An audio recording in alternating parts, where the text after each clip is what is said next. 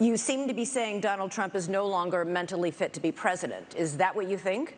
Look, he is showing Father Time is undefeated. The idea that we're going to put someone up there that's almost 80 and there's going to be no effects from that, we all know that that's not true. We also need a president that can serve 2 terms. Why doesn't he just answer the question? Is he fit? You have your thing. Is he fit or isn't he? No, I don't have my thing. We don't. He's the thing. Is he fit or isn't he? Do You're talking about him being 80 years old. It doesn't mean that somebody couldn't get elected. That's up to the people. Governor DeSantis, let him finish. All 3 of them have been licking Donald Trump's boots for years for money and endorsements. I've got these 3 guys who are all seemingly to compete with, Voldemort. He who shall not be named.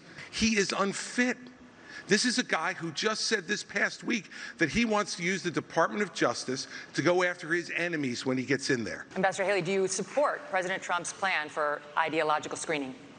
Well, I don't think that you have a straight-up Muslim ban as much as you look at the countries that have terrorist activity that want to hurt Americans. You can ban those people from those countries. That's the way we should look at it, is which countries are a threat to us. You have more anti-Semitism in Germany than at any time since Adolf Hitler. Why? Because they imported mass numbers of people who reject their culture. Europe is committing suicide with the mass migration, and it's illegal and legal. Nikki Haley said the other day there should be no limits on legal immigration and that corporate CEOs should set the policy on that.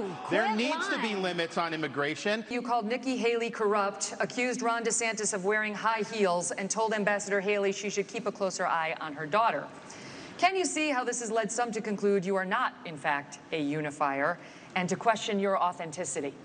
Megyn, I think there's a time and place for everything. We need somebody in the White House who absolutely is going to be a fighter when it counts. And I did say that there were some good people on that stage in that 3rd debate.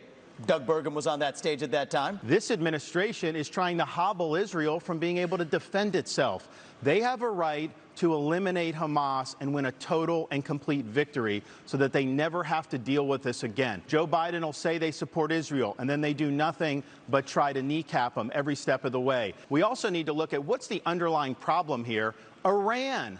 Biden is doing nothing to bring Iran to account. You got to turn the screws on them. Don't let them have any oil revenue. The money they get, they send to Hamas, they send to Hezbollah, and they foment jihad throughout the Middle East. I dealt with Iran every day when I was at the United Nations, and they only respond to strength. You've got to punch them hard, and let them know that. All of the 7 or 8 million illegals that have come under Biden's watch absolutely have to go back. For those that have been here longer than that, we've got to start seeing who is it, how long have they been here, have they been vetted, have they paid taxes, have they been working, and figure out who else is out there.